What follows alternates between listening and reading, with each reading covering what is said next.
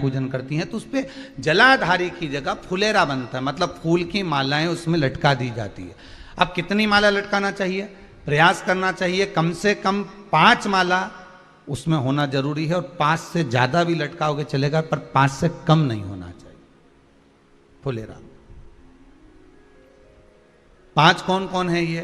जया, विषहरा, सामरीवारी, दौतली, देव, शंकर भगवान की 5 बेटी। इससे अधिक अगर आप लटका रहे हो तो शंकर भगवान की और भी बेटियों का व्याख्यान है। मनसा है, अशोक सुंदरी है, ये शंकर भगवान की पुत्रियां। नर्मदा जी का स्मरण आ जाता है, नर्मदा है। तो ऐसा बेटियों का तो आप ज्यादा लटकाओगे चले जाएगा, पर कम नहीं। जैसे हरतालिका तीज का जो उद्यापन होता है, उद्यापन में सबसे मुख्य चीज क्या होती है कि जो भी आप वस्तु दान दे रहे हैं, जो भी आप वस्तु समर्पित कर रहे हैं, हरतालिका तीज के उद्यापन में जो भी सामग्री आप दे रहे हैं वो 5 होना चाहिए। जैसे फुलेरा का वर्णन किया कि फुलेरा 5 माला से ज्यादा होगा चलेगा, पर 5 से कम नहीं, अधिकता में।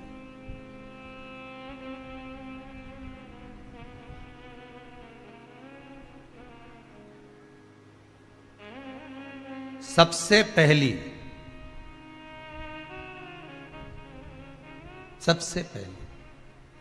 हरतालिका पूजन, भगवान शिव की आराधना किसने करी थी? माता पार्वती। और पार्वती जी ने किससे पूछी थी?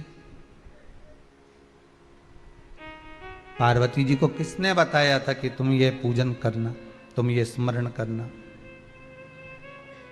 हस्त नक्षत्र आए तब आप शंकर भगवान के शिवलिंग का निर्माण करना, पूजन करना, अर्चना करना। ये किसने बताया? किससे पूछा गया?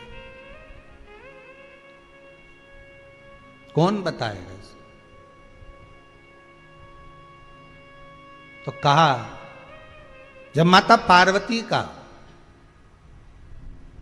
उमा रूप में दर्शन हुआ, जब माता पार्वती उमा बनकर प्रकट हुई, तब भगवान महेश के पास में बैठकर पार्वती जी ने एक प्रश्न किया था।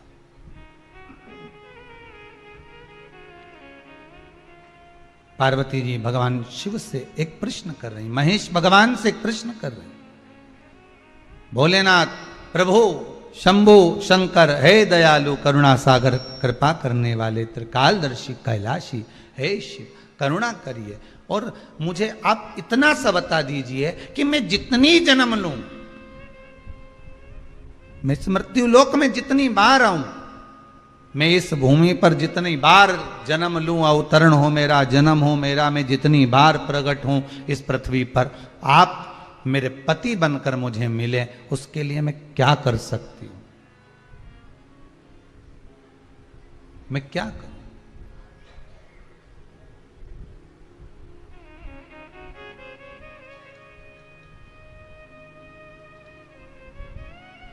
मैं कैसे आपको प्राप्त कर सकती हूं? अब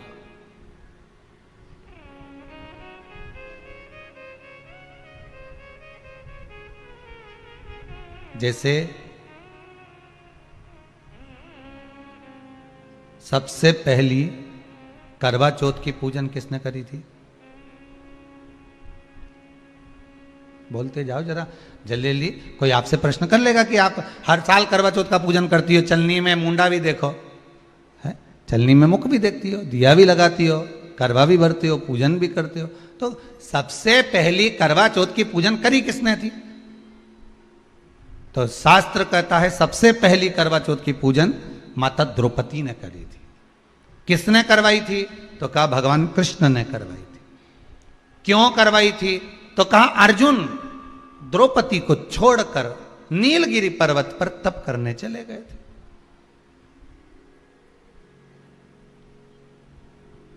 और नीलगिरी पर्वत पर जब अर्जुन तप करने के लिए गए, घोर तप अर्जुन ने करा।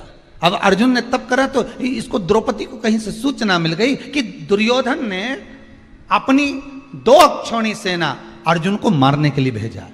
अब व्यक्ति अगर नेत्र बंद करके बैठा है, साधना में बैठा हुआ है, तप में बैठा हुआ है, अपनी भक्ति में बैठा हुआ है, और कोई आया पीछे से और उसने वार कर दिया, तो किसको मालूम पड़ेगा?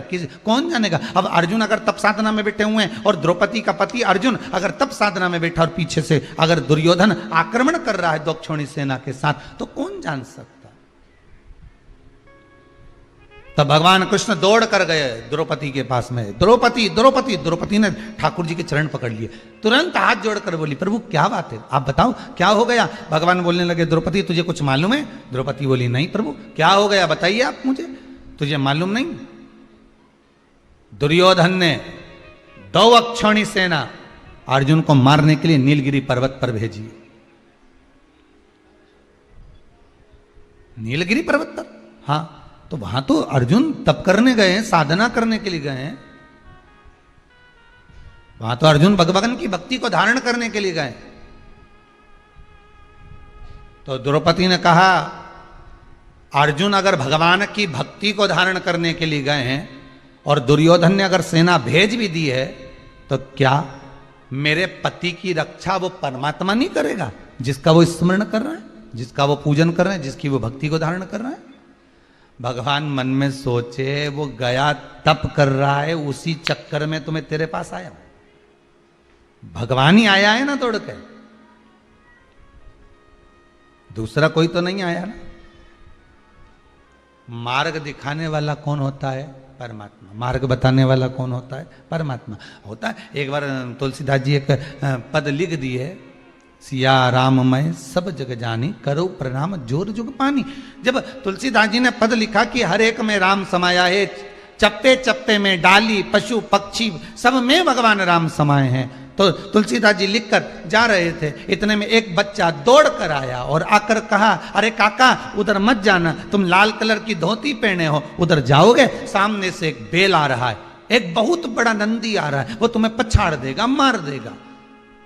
इतने में तुलसीदास जी ने कहा, तुझे मालूम नहीं बेटा, मैंने अभी चौपाई लिखी है, सिया राममय सब जग जाने, अभी मैंने चौपाई लिखी, सब में राम है, तो बेल में भी तो राम होगा, नंदी में भी तो राम होगा, वो मुझे नहीं मारेगा। तुलसीदास जी आगे बढ़े, बेल ने सींग से उठाया, तुलसीदास को पटक दिया, और बाबा तुलसीदास जी को जैसे ही पटका, तुलसीदास जी दौड़ कर गए, सीधे पहुंचे गंगा के घाट पर, कलम उठाई, जो चौपाई लिखी थी उसको काटने लगे। इतने में हनुमान जी महाराज आकर खड़े हो गए, काट मत देना,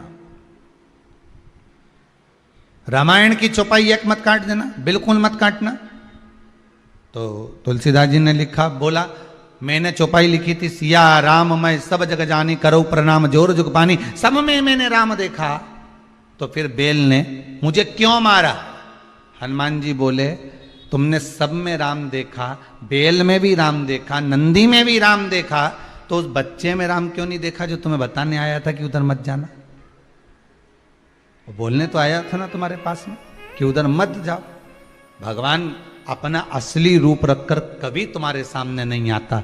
अगर भगवान असली रूप रखकर आ जाए, 4 हाथ लगाकर, सुदर्शन चक्र लेकर, त्रिशूल लेकर भगवान तुम्हारे पास में आ जाए और आकर तुरंत तुम्हारे सामने खड़ा हो जाए, तो तुम तो सोचोगे कहीं नाटक वाला आ गया, 10 रुपए निकाल के पर्स में से लाओगी और तुरंत दे दोगी, ए बाबा लो 10 रुपए लो, चलो यहां से बढ़ो। तो भगवान कभी ऐसा रूप रखकर नहीं, असली स्वरूप में तो भगवान आता ही नहीं है। भगवान तो आपका कोई अपना बनकर, कोई रिश्तेदार बनकर, जब तुम्हारा कोई काम अटका हुआ है और वो काम तुम्हारा तुरंत हो गया, किसी के माध्यम से हो गया, तो उसको धन्यवाद देना परमात्मा को कि तू रूप रखकर आ गया, तूने स्वरूप बदल लिया, आज कार्य को सफल कर दिया।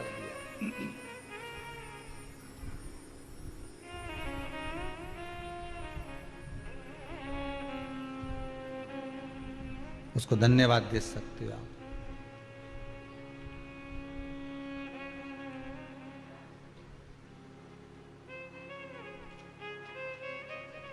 उस परमात्मा को साधुवाद दीजिए कि आपने रूप रखकर आप मेरे पास में पहुंचे हो आज। यह आप ही की कृपा, आप ही की दया। और कृपा की न होती जो आदत तुम्हारी, तो सोनी ही रहती अदालत तुम्हारी। गरीबों के दिल में जो जगह तुम न पाते, तो किस दिल में होती इबादत तुम्हारी। दया की न होती जो आदत तुम्हारी। किस रूप में आ जाए, कब तुम्हारे पास पहुंच जाए, वो कैसा रूप रख कर आ जाए, वो भरोसा नहीं। और आएगा काम करके चला जाएगा। आपको लगेगा मेरे चाचा जी के लड़के ने करा, मेरे मौसा जी के लड़के ने करा, मेरे काका जी थे वो तो फोन उठा लिया उनने और जरा सी देर में ब्लड की व्यवस्था कर दी। वो तो मेरी जीजी बहुत अच्छी है, बुरा वक्त में हमारे सामने आ जाए। वो तो हमारा काका का छोरा ऐसा एक भी कथा में कहा था, आज फिर कहते हैं, ना तो यहाँ से कोई दवाई दी जाती है, ना कोई भभूति दी जाती है, ना कोई मौली, ना घंटा, ना कोई तिलक, ना कोई छापा। आप कहीं जाओगे तो वहाँ तिलक छापा भी लग जाएगा, न भभूति भी मिल जाएगी, न सब मिल जाएगा, न मौली भी मिल जाएगी, न बांधता फिरो नहीं। ये यहाँ कुछ नहीं, यहाँ तो बस भगवान का आप कथा सुन रहे हो। टीवी के माध्यम से कथा सुनो, आस्था चैनल के माध्यम से कथा सुनो। घर तप साधना करने गए हैं तो उसकी रक्षा भी तो भगवान को ही करना चाहिए। मान लो अगर तप साधना करने गए हैं तो रक्षा भी तो मेरा भगवान ही करेगा। तो भगवान कृष्ण मन में सोचे, मैं ही तो खड़ा हूं, मैं स्वयं तो खड़ा हूं।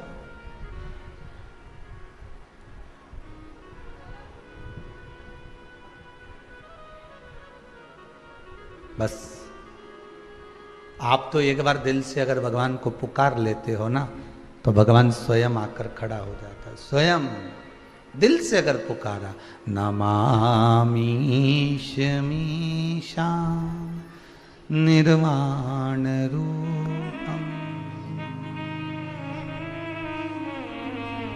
ब्रह्म। दिल से पुकारा उस परमात्मा को, क्यों नहीं आएगा?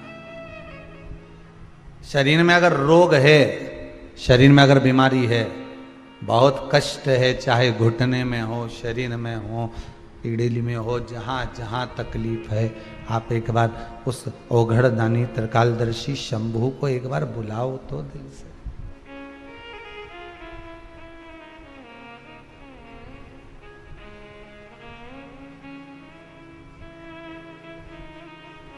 उसको आप बोलो, मेरे राम को, मेरे कृष्ण को, मेरे शिव को एक बार दिल से पुकारो तो। हरतालिका तीज का पूजन करो और मन में सोचो कि बताओ इतना बड़ा व्रत 13 साल तक करना है, उसके बाद उद्यापन करना है। उद्यापन करने के बाद क्या कर सकते हैं? तो कि व्रत तो बड़ा है, पर उद्यापन करने के बाद एक काम कर सकते हो कि फिर आप कुछ थोड़ा बहुत जो भी चाय वगैरह है, दूध प्रसाद है, कोई फल फ्रूट है, नहीं बनता शरीर से, कर सकते हो, ले सकते हो।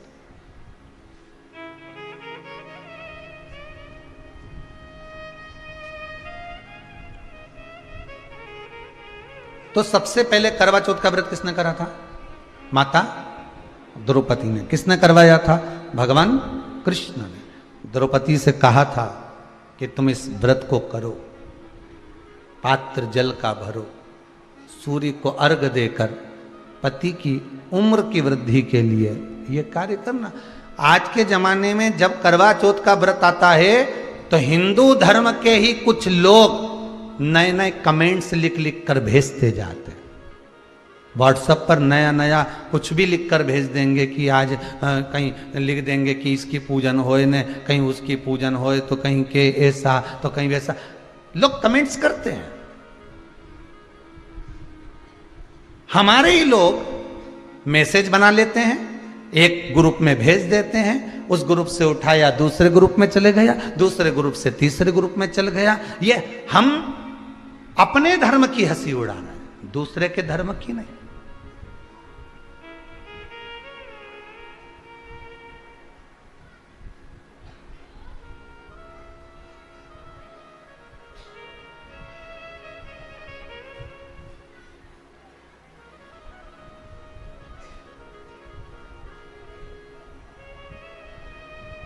आज एक देश ने दूसरे देश पर आक्रमण करा, आपने अखबार में पढ़ा होगा, टीवी में देखा होगा, और वहां वो तालिबान आदि विराजमान हो गया। पढ़ा कि नहीं पढ़ा, देखा कि नहीं देखा, सुना कि नहीं सुना, टीवी पे सुना ना।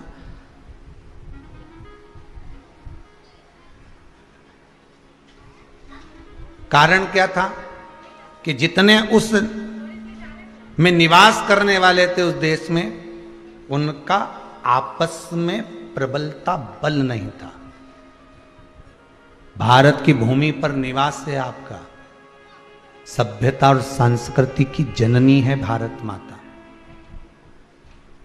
घर परिवार कुटुंब कबीला बाद में भी काम आ जाएगा, पर भारत माता के लिए जब हिंदुओं को जगाने की बारी आ जाए तो एक बार सारा हिंदू एक जगह पर जब स्थिर हो जाए, खड़ा हो जाए, तो किसी की सामर्थ्यता नहीं कि कोई झांक कर देख, कोई झांक कर देख ले। पर गलती हमारी है। अगर एक कोई हमारा ही भाई आगे बढ़ता है तब उसको टांग खींचकर पीछे लाने का प्रयास कर देते। धर्म को जब जोड़ने की बारी आती है तो हम उसको तोड़ने का प्रयास कर देते हैं, और हम सोचते हैं कि हम सबसे बड़े, हम सबसे प्रबल, हम ये नहीं नहीं नहीं, हम तोड़ रहे हैं, जोड़ नहीं।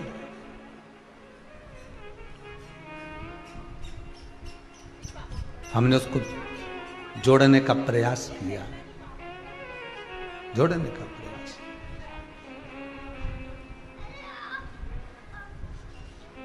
धर्म की जय हो, अधर्म का नाश। प्राणियों में विश्व का, ये जितनी चीज तुमने यहां बोली, इतनी चीज किसी दूसरे देश ने आज तक बोली? जम के बोलो। किसी ने हॉलैंड में, अमेरिका में, कहीं जहां जहां लोग रहते हैं, जिस जिस देश में रहते हैं, कहीं आज तक श्रीलंका आदि में कोई बोला कि धर्म की, अधर्म का, प्राणियों में, विश्व का, केवल एक भारत की भूमि पर ही ये चार नारे लगते हैं। और इसलिए लगते हैं क्योंकि भारत माता की गोद में हम जन्मे हैं। यहां हमको जो संस्कार दिया जाता है वो दुनिया को कल्याण के लिए दिया जाता है। यहां से जो निकलता है वो जन कल्याण के लिए निकलता है। गंगा मैया इसी भूमि से निकली जन कल्याण के लिए। यमुना, सरयू, सरस्वती आदि आदि नदियां प्रकट हुई जन कल्याण के लिए, किसी एक का कल्याण नहीं, सर्व जगत हित के लिए, संपूर्ण विश्व के कल्याण। आपको कहीं जाना नहीं है। अगर आपको तकलीफ है, कष्ट है, रोग है, बीमारी है, आप जाओ डॉक्टर को दिखाओ, मना नहीं। उसने बोल दिया जांच करा लो, जांच करा लो, पर एक विश्वास, एक भरोसा उस देव अधिदेव महादेव पर भी करना और